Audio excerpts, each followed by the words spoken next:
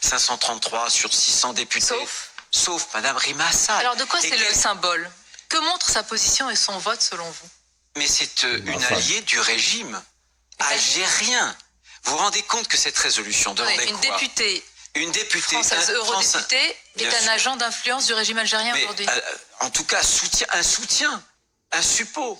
Vous vous rendez compte que cette résolution demandait la libération immédiate, inconditionnelle d'un homme malade, d'un homme âgé, avec une mission médicale. Et Madame Rima Hassan, qui appartient aux Insoumis. Et non, Monsieur Rotaillot, premièrement, elle n'était pas toute seule.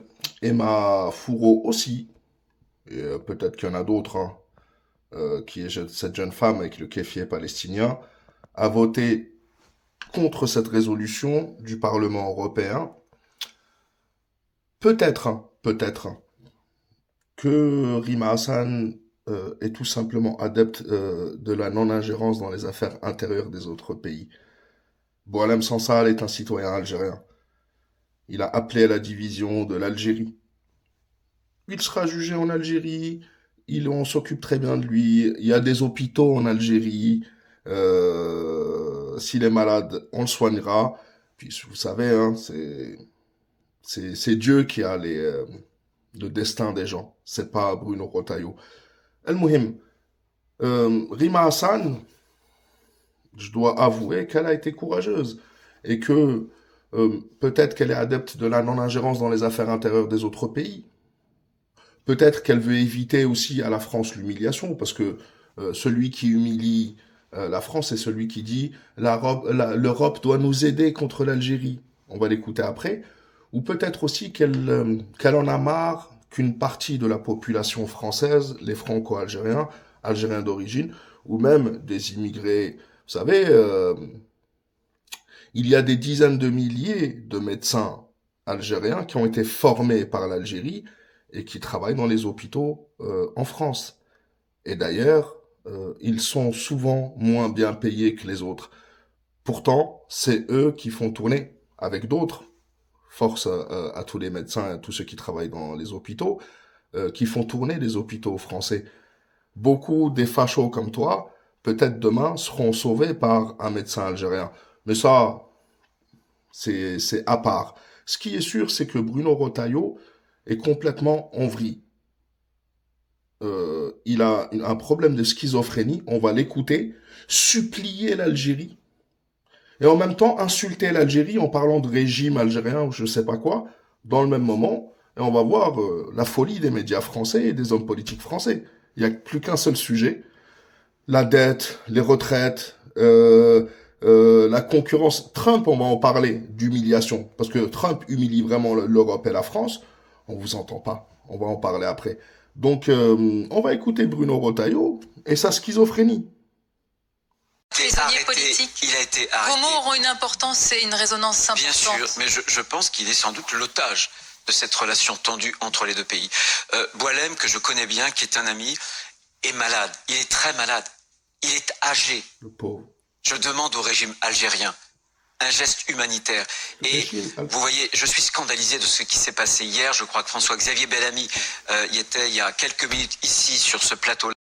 La véritable question à se poser pour les hommes politiques français, c'est l'Algérie, trouvez-moi des déclarations de responsables algériens, de ministres algériens ou du président algérien depuis un mois, depuis le début de la crise. Alors que du côté français, tous les jours, alors je parle pas des médias, je parle pas des opposants, parce que tout le monde est d'accord à peu près, sauf quelques personnes, on a vu, hein, dont Rima Hassan, qui au moins est une véritable insoumise. Ne parle que de l'Algérie. Mais est-ce qu'ils oseraient répondre aux humiliations de Donald Trump quotidiennement? Donald Trump, et c'est sur Radio France, hein, Donald Trump menace les Européens de guerre commerciale. De guerre.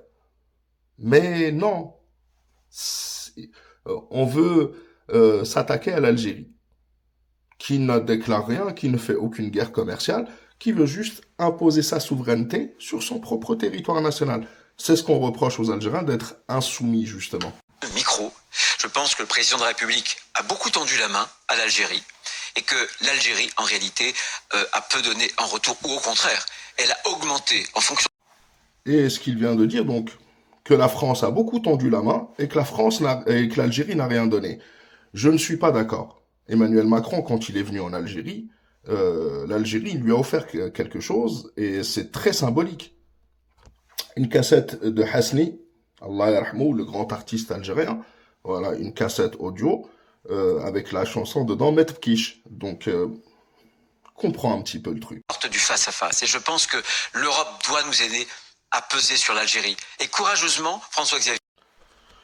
Vous voyez, en réalité, ces gens-là nous prouvent bien, en tous les cas, moi, personnellement, ils me confirment que l'Algérie est une puissance, qu'elle est dans son droit, que la France a usé de toutes sortes de stratagèmes. Elle veut impliquer l'Europe là-dedans, mais c'est une autre humiliation, parce que on va oublier celle que le fait que Trump ait nommé comme ambassadeur à l'UE un ancien patron de fast-food.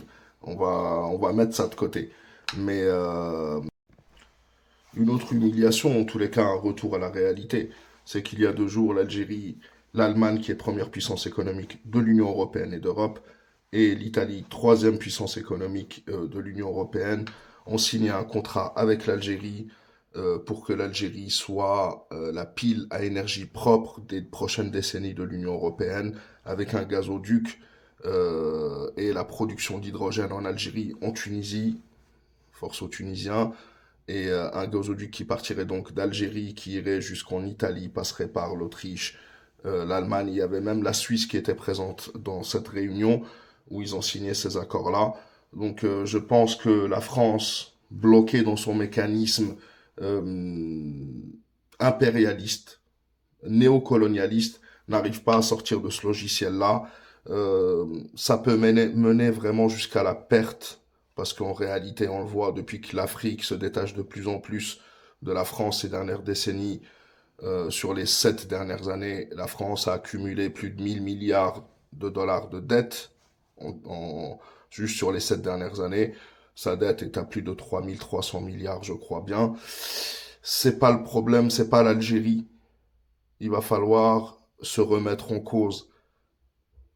Ces mécanismes-là se sont déjà produits et on a pointé du doigt une population. Vous êtes en train de refaire la même chose avec les Algériens. Nous ne sommes pas la serpillière, nous ne sommes pas des ennemis. Et le peuple français, je pense, en majorité le sait, parce que tout le monde cohabite très très bien. Tout le monde... Al-Mohim, on va mettre ça de côté. Continuez, je vais vous laisser avec cette hystérie collective. Donc, comme je vous l'ai dit, tournez la page. Tournez la page, on va en parler, c'est pas tourner la page. Je vous l'ai dit, il y a une véritable hystérie du côté français et il n'y a pas d'hystérie du côté algérien.